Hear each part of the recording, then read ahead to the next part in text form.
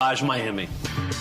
Wow, this is amazing. Look at all the detail up there. I mean, is that all plaster? That has to all be handcrafted, correct? It is. It is. It's handcrafted with very small tools from blocks of plaster. 27 master craftsmen from Morocco were brought here, and they stayed in this workspace for 2 years before they finished. Wow. All of this is hand done. Every piece is different.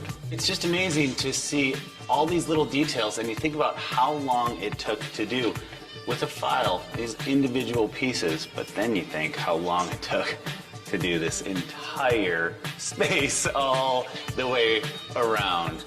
And that is a lot of time, but beautifully done.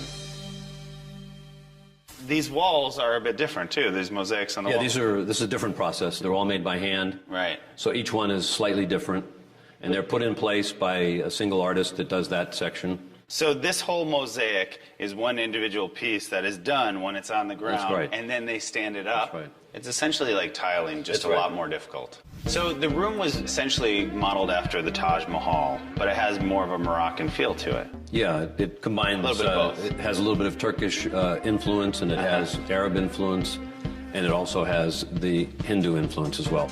It's amazing because when you step into this place, you really feel like you're transported into another country, another region. Right. How long did you say it took to do this? 2 years, 27 craftsmen, And how much money?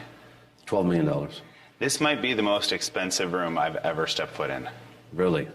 Yes, without you've stepped a doubt. into some rooms. And I've stepped into a lot of spaces.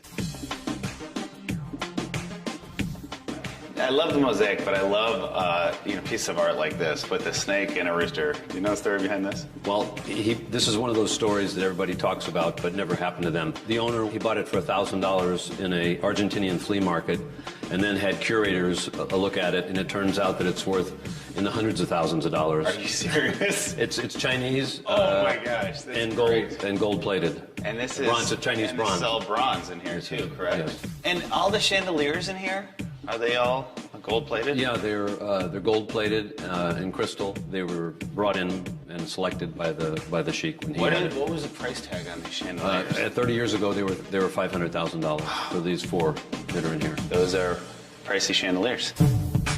So what is this room mainly used for? On almost all occasions, all entertaining is in this room. So it's basically the center of the whole house. Right, right. The family spends 90% of their time in this room. The owner is an expert in historical weapons, and he uses the Taj Miami to house part of his amazing collection, which is one of the most valuable in the world. Now, I see numerous weapons, from guns to swords to spears. Do you mind if I grab one? Oh, I think you should. You should.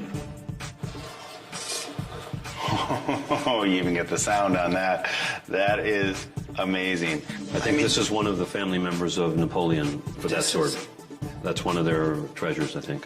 This sword is worth more than my life, 3 times over. But look how big that thing is.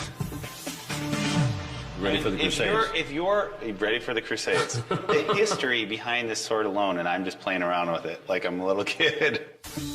And if you want to get a better look at your surroundings, the Taj's doors open up to an all-glass solarium where you can truly appreciate this room's unique Miami location.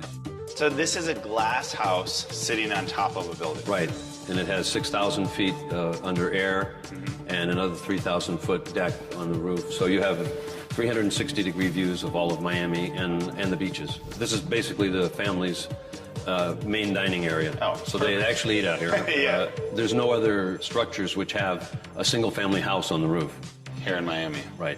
Jeez, So that's it's amazing. very rare. So Carter, what did you think of the great room? I think it's spectacular. The fact that it's probably one of the most expensive rooms that I've ever been in is amazing unto itself. But all of the plaster on the walls and the ceiling, and then you have the solarium out front, which is just great, 180-degree views, and then the weapons in here. It was my pleasure walking around. Thank you so much. Thank you. Truly enjoyable. Thank you.